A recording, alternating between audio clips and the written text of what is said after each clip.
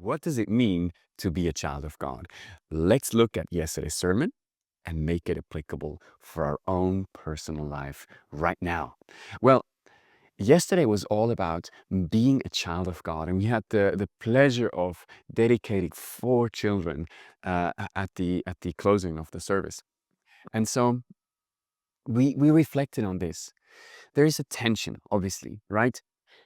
Being a child of God is one of the sides that God calls us into this identity of a child of God. And at the other side is grow up, mature as a believer. Now, those things are in tension. They're not the opposite message, but they're in tension, right? One is you can become more mature, you can grow up. The other side is rest in the unconditional love of God that loves you no matter what. If you grow up, don't grow up, mature, don't mature, doesn't matter. The love of God has been given to you. So let's focus on this side a little bit right now. In 1 John 3, it starts with this: see what kind of love the Father has given to us that we should be called children of God, and so we are. It's this embrace of a Father that just has loved you. There is no condition in it. It's not like because you did this or that. There's no, um, I don't know, ways to lose the love of the Father. It's just given to you. How?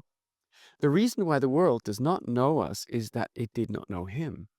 It's been given in Him, Jesus. So in Jesus, you are the beloved, the loved one of God. Beloved, that's how it goes on. We are children of God now, and what we will be has not yet appeared. But we know that when He appears, Jesus, we shall be like Him, because we shall see Him as He is. The more you see Him, the more you become like Him. But we know that and everyone who thus hopes in Him purifies himself as He's pure.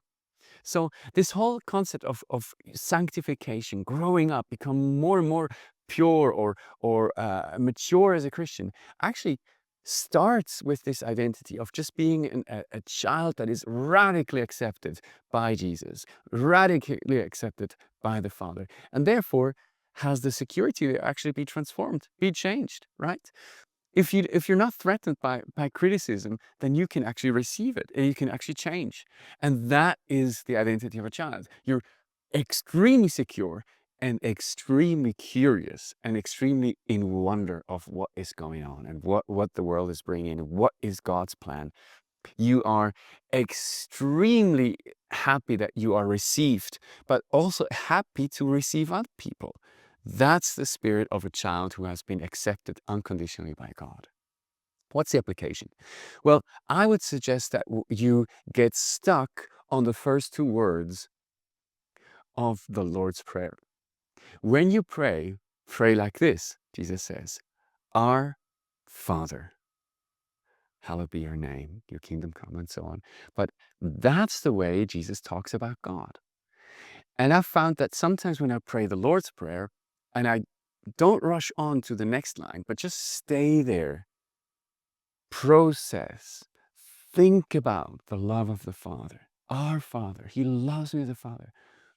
My prayer changes, my connection to God changes, my attitude to myself changes. The things that are not yet where they should be change. Everything changes. The love of the Father, this acceptance that is in Jesus changes everything. I become radically secure and radically ready to change. So this is the application.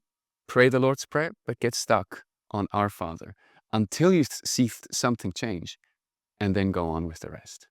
God bless you guys. Have a wonderful week.